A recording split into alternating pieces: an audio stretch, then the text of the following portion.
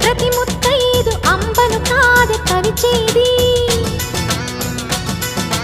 తన మదిలోని కలకలనన్ని అమ్మలకేగ తెలిపేది